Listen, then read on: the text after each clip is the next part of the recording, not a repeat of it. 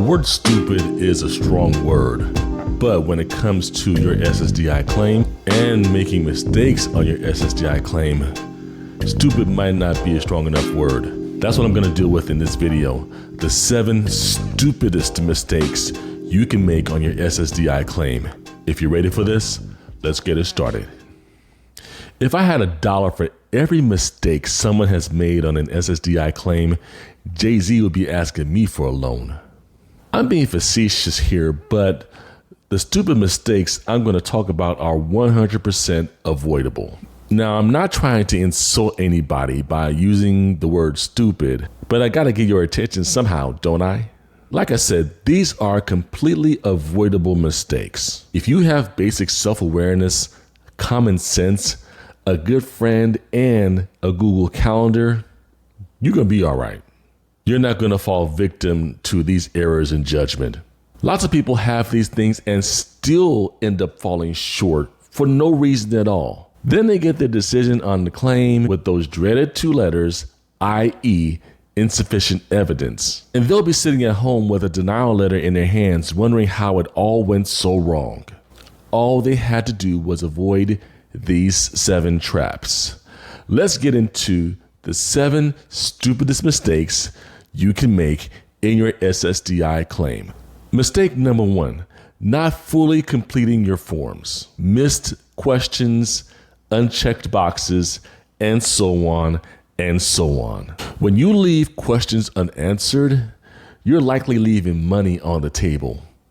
SSDI money, that is.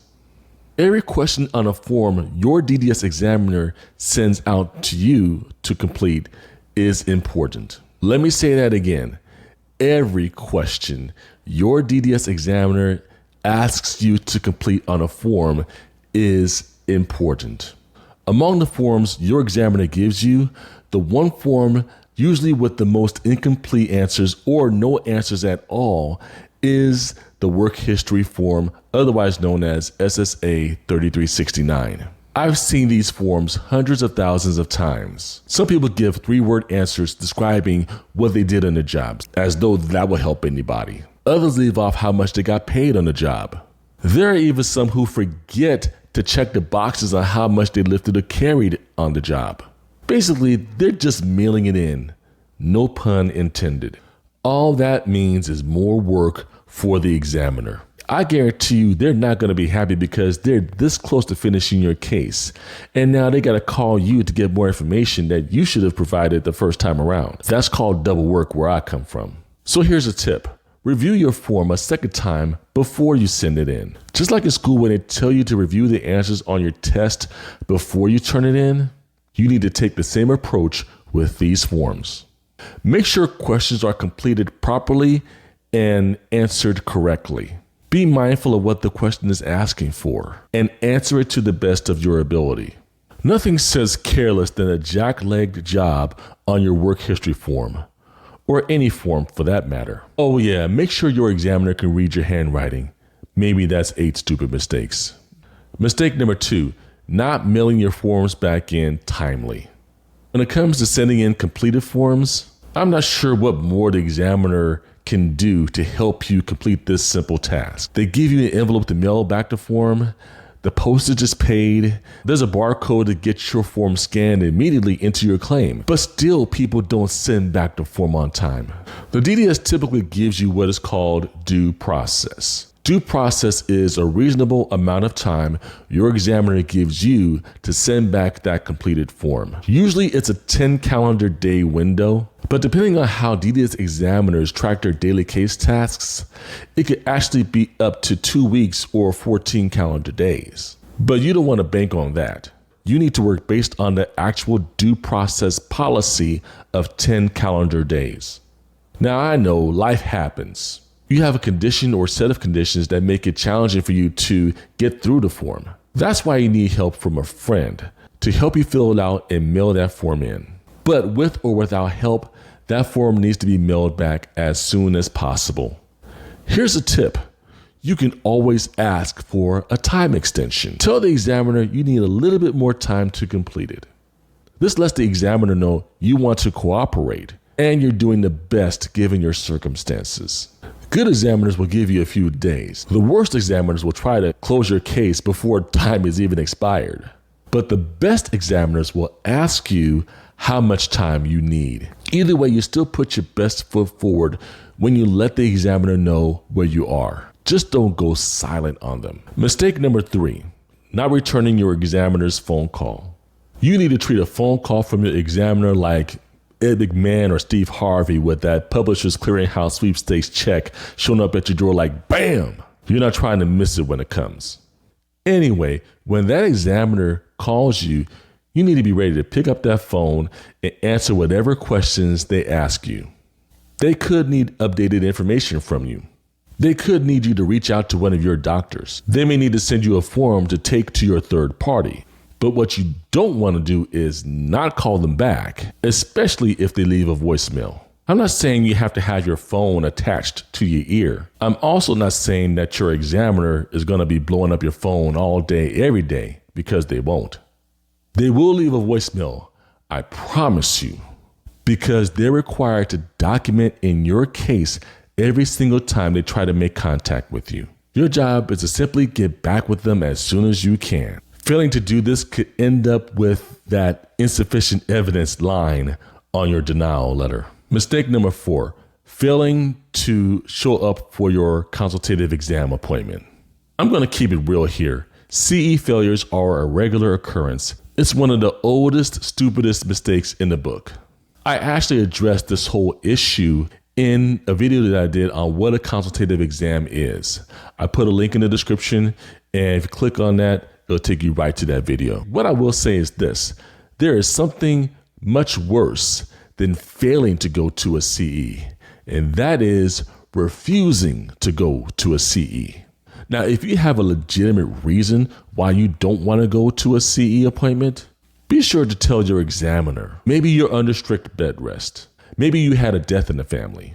Maybe you have agoraphobia, meaning that you're scared of doing something like being in crowded places or traveling on public transportation. Your examiner, if he or she is really good at what they do, will work with you and whoever your third party is to help you attend the CE or go to a rescheduled one. But please be sure you have a good reason, because if you don't, your case is dead in the water. Mistake number 5, not updating your change of address or phone number. People, due to their life situations, may need to move to a different city or a different state. What you cannot do is forget to tell your examiner where you're moving to. Big mistake. Leaving a simple message on your examiner's voicemail can take care of this issue quickly. You don't even have to talk to your examiner. Just tell them your new address or phone number, and they'll update your file. If you move out of state, the examiner will simply transfer your case to the local DDS who has jurisdiction over your city. The new examiner will take over where the last examiner left off. If you don't tell your examiner your new phone number, it'll look to the examiner like you vanished from God's green earth. Your third party might not know where you are. And trust me when I say the examiner is not going to beat the bushes to find you. They'll contact your local field office and the post office to see if there is a new address, then give you 10 days due process. If there is no new address, they'll close your case based on your whereabouts being unknown. Mistake number 6, withdrawing your claim. You might be tempted to give up on your case while your case is at the DDS. Some people tap out and say they've had enough, and they'll contact the DDS or the field office to say they want to withdraw their claim. Come here, let me talk to you for a second. Don't give up on your rights. See, when you send a written request to withdraw your application, you're giving up your right to appeal.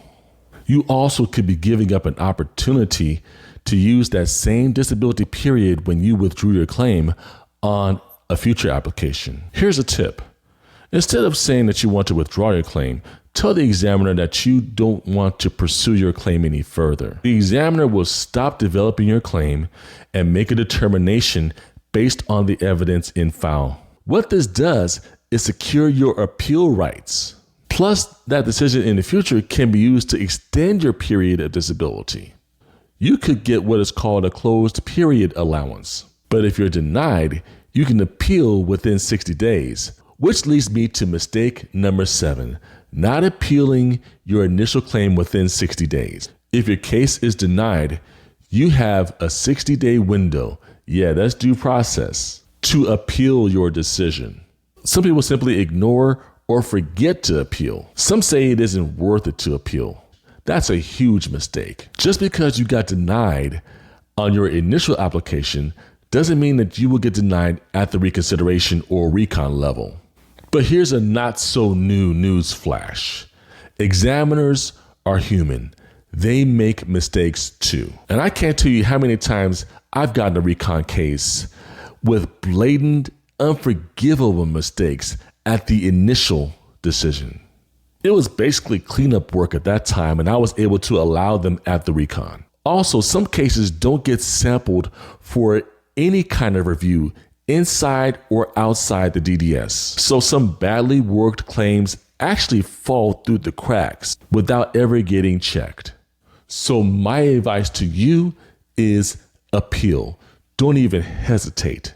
Get your letter, file your recon, get your case file, get someone to help you, and get it done. It's your right to appeal. And like I said earlier, don't give your rights away.